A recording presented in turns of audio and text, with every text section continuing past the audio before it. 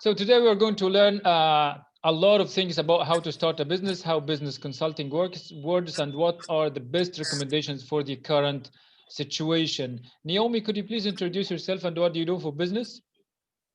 Hello there, my name is Naomi. I am a self-employed business consultant from Edinburgh, Scotland. And I also offer a coaching consultancy for a personal level as well. Nice to meet you, Naomi. So first of all, how do you assess the current business situation? I feel at the moment the traditional business model is certainly turning on its head. We have a lot of larger corporations globally that are starting to streamline their operations. They're starting to decrease services worldwide. I mean, when we look at the retail and hospitality sector, they have taken a massive hit in recent times with COVID, through infection control measures, lack of footfall through. So personally, I believe with all these redundancies happening globally, there is a perfect opportunity for small enterprise to begin business. There is a lot of need in the market for closer services and, on a one-to-one level. And, certainly the online platform of social media and website basis and traffic is offering new entry, new opportunities for startup business. I definitely would agree with that. And how strongly would you recommend that for on an individual levels? How strongly would you recommend that for persons? So I'm glad you asked that question. It's actually one that's quite close to my own story. So my background has been management of health and social care services predominantly, but also retail industry as well. And I have been working with an international beauty brand for some time, and I was furloughed for a large period of time, which is where I engaged and set up my business back in February. People were looking for a lot more solutions in terms of how they can, continue their business and how they can sustain the management side. So for someone whose job was uncertain and not really knowing where things were going in the retail climate, in that immediate instance in March, it made me really tweak and think, what is my why and my purpose for wanting to leave and do something that is skills related to myself? And for me, having my degree in business and managing businesses over a long period of time, it made sense that I took that skill and utilized it going forward. So for anyone who is thinking they have a dream or they have an ambition that they want to pursue, by all means, use this time to really look into what it is you want to do. Explore it, get an action plan state, and there's no such thing as don't try, because if you don't try, you're not going to know what is out there for you. And for myself, I returned back to the corporate sector. My whole team were made redundant, and that stress of exchanging time for money was increasing, and I was getting more and more burnt out.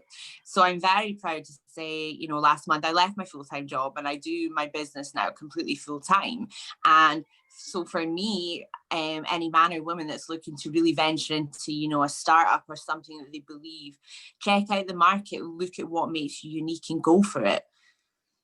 So my question here is like people cannot just jump ship and then start their own businesses. What kind of thinking and what kind of plans should they have before venturing into that? I mean, I wouldn't recommend anyone just go all gung-ho and, throw their life away and be like, right, okay, I'm going to go in with this business. Business to be successful, like all things in life, takes solid planning and foundations. If you don't have solid foundations, then you can guarantee that your business isn't going to last. So use as long as you can to get every element of your planning tight. Check out your market. What would separate you from your competitors? What is it that you're offering your clientele?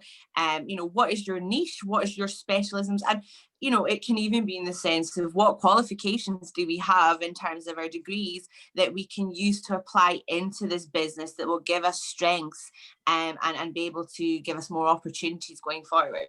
So I would recommend for anyone, ensure that you see your finance as a table. So you have an extra source of income coming in whilst you set up.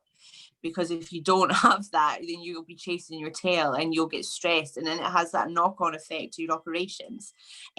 So I would really look at, what are the costs of starting up? What is it you need? What tangible assets have you already got currently that you can look to keep your costs nice and low? What support is out there as well? And networking always goes so far in terms of business development as well.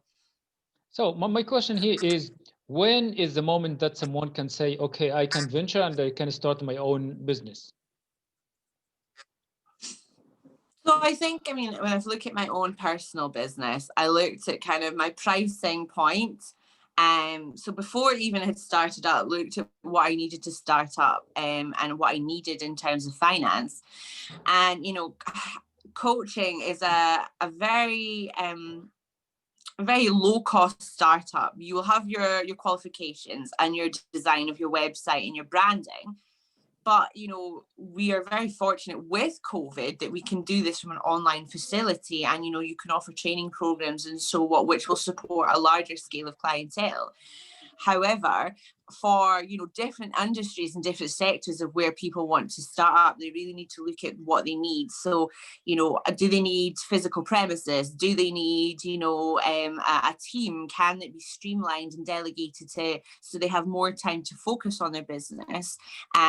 What are the physical costs of running their business in terms of utilities, gas, and so on and so forth? So during that planning phase, I would always recommend a business plan is absolutely necessary. So you have, a guide of where you're going in terms of finance, but also where you're wanting to go in terms of your operations. So how do you see the pandemic? Is it an opportunity or is it a bigger challenge, especially for individual entrepreneurs?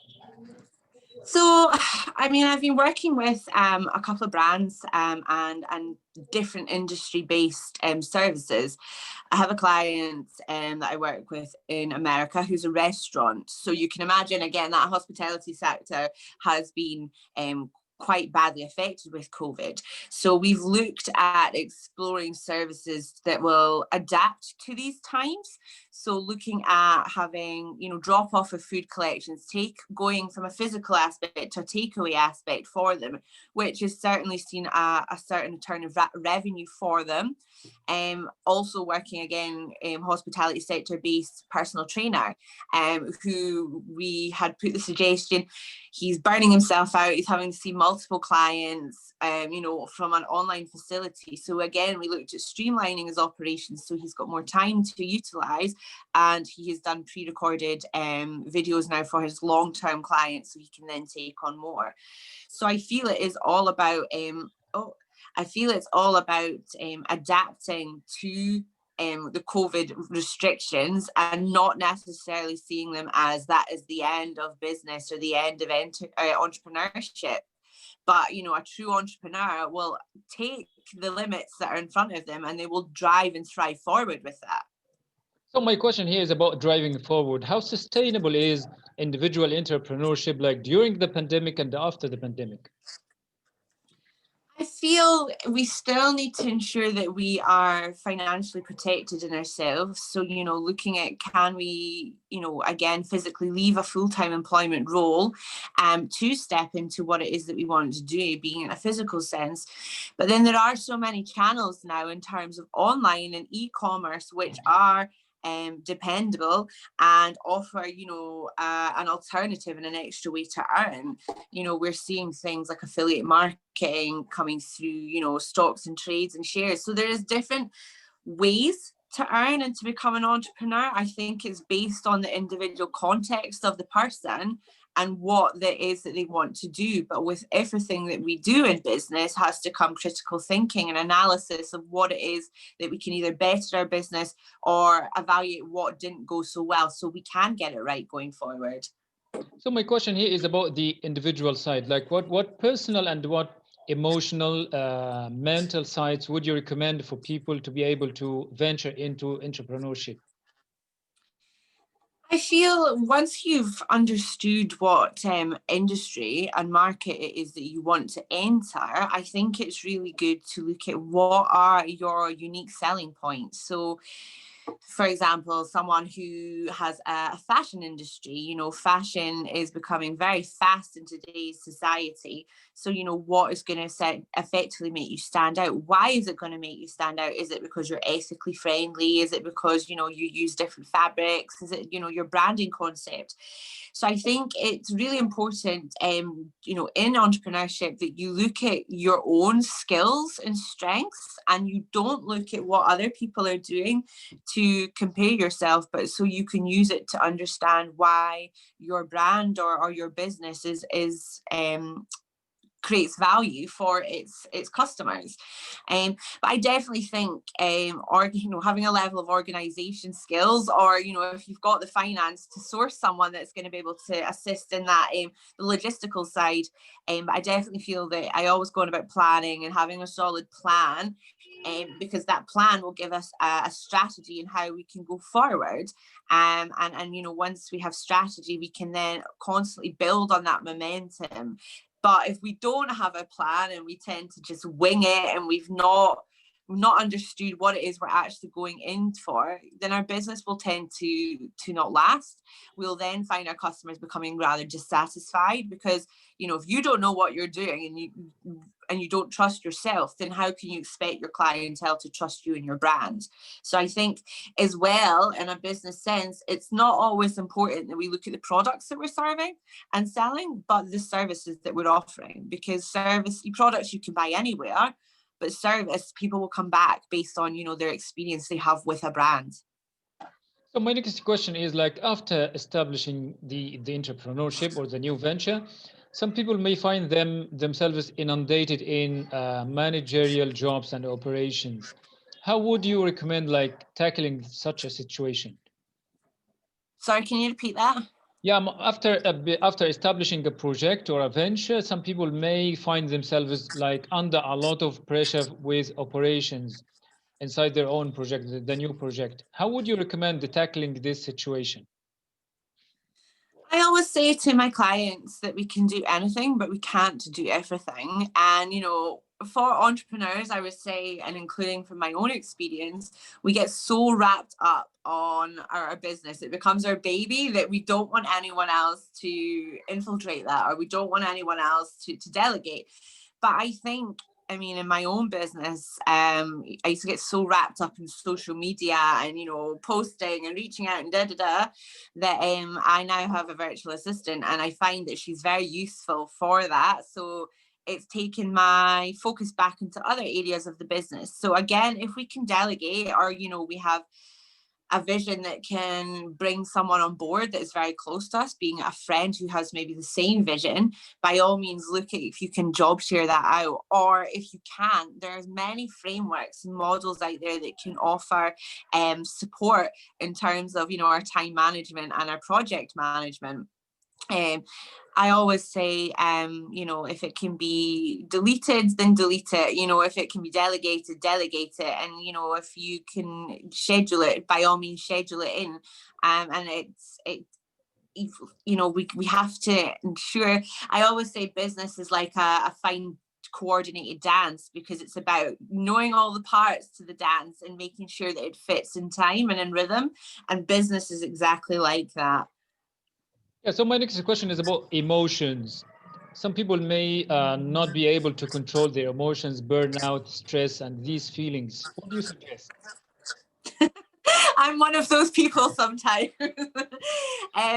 So I think, you know, when we talk about that balance, it is really imperative that, you know, we create strong boundaries in entrepreneurship. So we are essentially, we're our own boss in our business. We manage the boss, you know, we manage the business, we manage our staff, we manage every aspect of it. So it's so important, you know, from a coaching perspective as well, that we manage ourselves to ensure that we have solid boundaries, so that we are resting enough. Or, you know, it may be having one day out of the week where you don't do anything. Or, but I think it's really important that we have routine, and routine creates habits over a period of time. So for me, you know, in the beginning of my business, burnout used to be a real thing. You know, still working full time, and, you know, getting up social media, reaching out, follow-up emails, you know, clients, all around everything. And for me, it really gave me a bit of a shock that, you know, you need to take time to recuperate and regenerate, because, you know, with burnout, you're useless to everyone and anything that comes your way.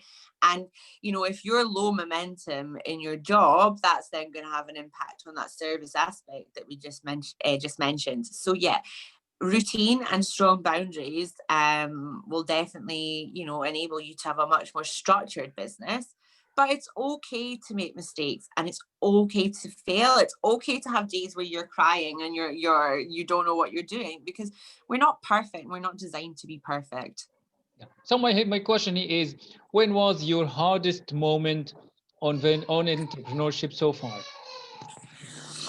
I think I would definitely say, you know, in the beginning, when you've got this idea, you've got this dream, and you're going to go, you know, you want to be a millionaire, or you want to have financial freedom or time and all these things, and it doesn't come as quick as you want. You know, you really need to put on the work, and, you know, success only comes before work in the dictionary. And I think that was a hard kind of realization for me, because, you know, the money started coming in very quick and that momentum grows. But then if you want to be sustainable in your business, you need to forthright think and plan and evaluate and you know, check off your to-do list on what it is you need to do. And as you know, when you're running a business consultancy, you're consulting other businesses, so it's really important that you're accountable in your own business as well. So I think I would say probably 3 months into business, you know, I was expecting everyone to just be coming out to me, and it's not like that. You need to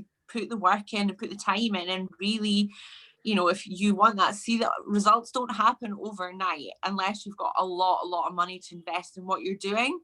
But if you're a small startup, or, you know, a single entity, then it takes time, and it's about that balance and coordination of time as well, so not to avoid, you know, burnout. So what are your main recommendations for startups and the new entrepreneurships? I would say for anyone that's looking to start in business, to really understand their why. Why is it they want to go into that field? Is it something that's personal to them? Is it because they see that there's a need in the market? Is it because, you know, they've had a troublesome life and a hard story, and they want to help and empower each other, like, you know, other people? So once we've established our why, I would really, you know, set about that foundation. So market research is so important. You know, who's doing the same as you in, you know, a 10-mile radius, 20-mile radius, 50-mile radius? What is their pricing point? You know, what is the value of your pricing point? You know, if you price your items low price, are you going to create enough value in, you know, what it is you're offering?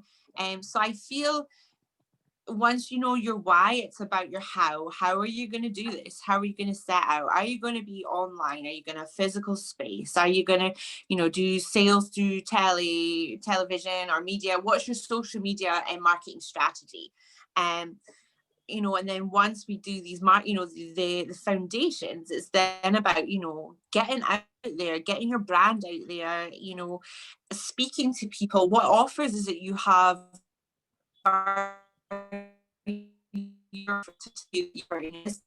all the whilst we're implementing evaluation and seeing, is this going right? Is there something I can change? Is my service, you know, is the best it can be? Is my admin, you know, done, and my accounts filed? All these little things and intricate kind of puzzle pieces of business is what makes it go forward. Perfect. What else would you like to add about that topic today? I feel, you know, for anyone who is looking to, you know, create a vision or a dream, really, you know, explore that vision, explore why it is that you want to do that, and know that we're living in times where, you know, there has never been so many opportunities out there. Anything is possible in 2020. It is a very peculiar time in the world, shall we say. But as you know, the traditional business model starts to crumble and fall on its head, now has never been such a more positive time for entrepreneurs to go out and grasp what it is that they seek. Yeah, it has been more than amazing talking to you, Naomi, today. Thank you so much for that. You too.